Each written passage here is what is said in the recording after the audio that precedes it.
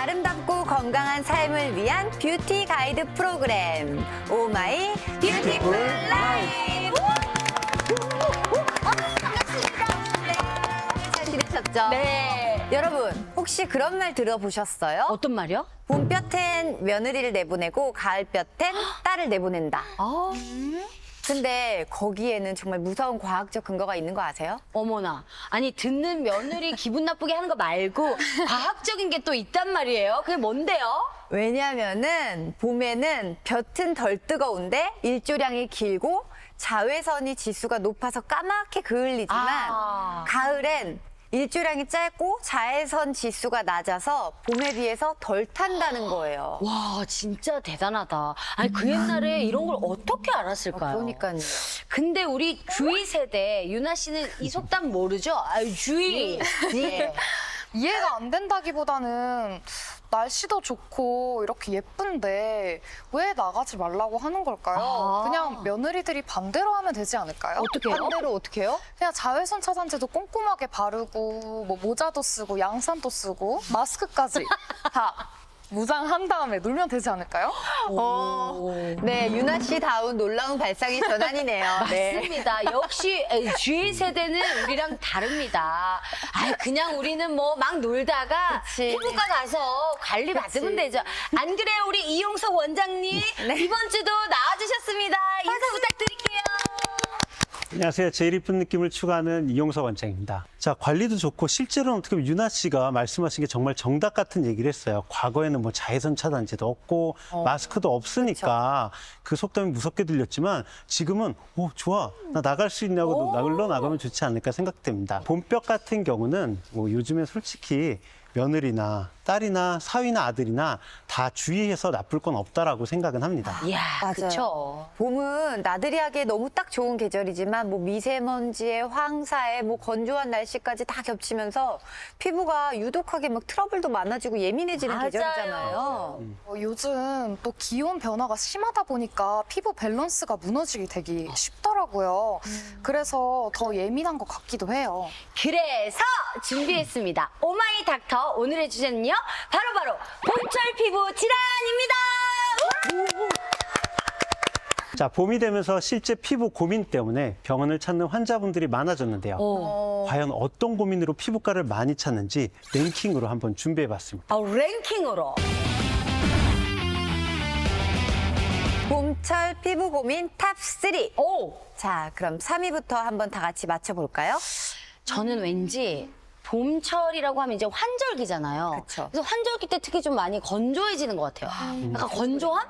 이게 계절이 변하다 보니까 각질도 생길 것 같고 맞아, 뭔가, 맞아요. 알레르기성 뭔가 피부 질환 같은 것도 있을 수 있어요. 꽃가루 꽃가루 날리니까. 맞아요. 3위 한번 볼까요? 두구두구두구두구두구두구두구 3위는? 3위는 바로 짠! 트러블. 봄에는 여드름이나 뾰루지 같은 피부 트러블이 더욱 심해지는데요. 따뜻해진 날씨에 땀과 피지 분비가 늘어나는 반면에 황사, 미세먼지, 우리가 아까 얘기했던 꽃가루 같은 오염물질들이 달라붙게 돼서 피부 오염이 좀 더 심해질 수가 있는 시기죠. 맞아요. 요즘에 황사, 미세먼지 엄청 심하잖아요. 그쵸. 아니, 문 열고 환기도 제대로 못할 정도라니까요. 저도 꽃가루 알러지가 있어서 전 아기 때부터 봄만 되면 피부가 꼭 뒤집어졌어요. 속상하다. 너무 힘들죠, 꽃가루 알러지. 자, 우리가 봄철 피부 트러블을 예방하는 가장 좋은 방법은 바로 피부 청결을 유지하는 방법인데요. 청결. 네. 근데 실은 이거 아까 유나 씨가 다 정답을 말씀하셨어요. 나갈 때 마스크 착용하고 뭐 자외선 차단제도 잘 발라주시고 대신 돌아온 다음에 손발 깨끗하게 씻어주시고 세안도 꼼꼼하게 해주시면은 아무래도 피부 트러블을 줄이는 데 도움이 됩니다. 역시 Z 세대는 달라. 즈이. Z. 그러면 2위는 어떻게 될까요? 자, 2위 한번 보실까요? 네. 두구두구두구두구두구두구 2위는요? 짠! 가려. 너무 공감 가요. 맞아. 요즘에 특히 환자분들이 많아지고 있는데요. 바로 2위가 가려움입니다. 봄철에는 건조한 날씨와 강력한 자외선을 인해서 피부가 건조해지고 그래서 세안을 하신 후 또는 목욕을 하신 후에는 보습 신경을 많이 써주셔야 되고요. 우리 수분 섭취도 잘 해주셔야 됩니다.